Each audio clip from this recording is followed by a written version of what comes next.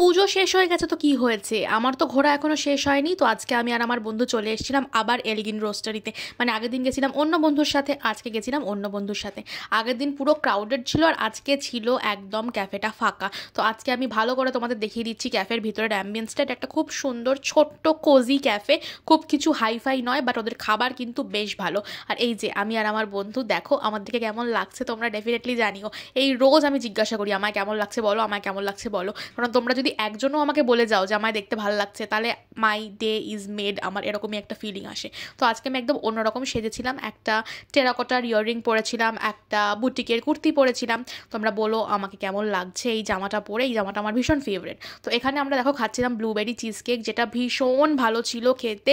আর আমরা এটা এত এনজয় করেছি যে কি বলবো, মানে আমাদের মুখটা দেখলেই তোমরা বুঝতে পারবে আমরা এত আনন্দ পাচ্ছি। মানে মনে হচ্ছিল চিজ কেক খেয়ে পুরো নাচাকোদা করি আর কি, এত টেস্টি ছিল।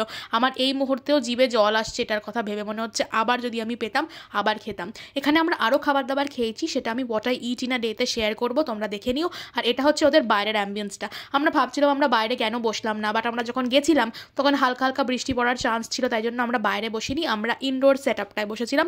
বাট বাইরে এখানে শীতকালে আসলে ভীষণ ভালো লাগবে, ডেফিনেটলি তোমরা একবার যেও। বন্ধুকে টাটা করে চলে গেছিলাম একটা প্যান্ডেলে, এখানে তখনও ঠাকুর বিসর্জন কিন্তু হয়নি, এটা ছিল একাদশীর ভিডিও।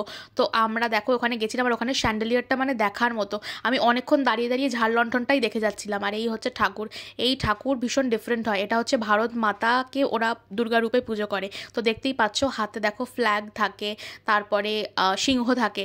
তো এর একটা ভারত মাতার দুর্গা রূপ বলা যেতে পারে, বা দুর্গা রূপিণী ভারত মাতা, যেটাই বলো না কেন। তো ওখানে মেলা চলছিল, আমি দাঁড়িয়ে দাঁড়িয়ে কিছু জিনিসপত্র কিনেছি, দেখাবো কী কী কিনেছি। আর অন্য একটি পাড়ার প্যান্ডেলে দেখলাম যে প্লাস্টিক দিয়ে মুড়ে দিয়েছে ঠাকুর, কারণ বৃষ্টি বৃষ্টি ভাব ছিল আর হয়ে যাচ্ছে ভাসান। আর আমাদের বাড়িতে যে পুজো হয়েছিল সেই সব জিনিসপত্র, ফুল মালা ঘট, এগুলো আমরাও ভাসান করতে গেছিলাম। এই দিনটা খুব খারাপ লাগে, বাট মনে মনে একটাই কথা বলি, আসছে বছর আবার হবে।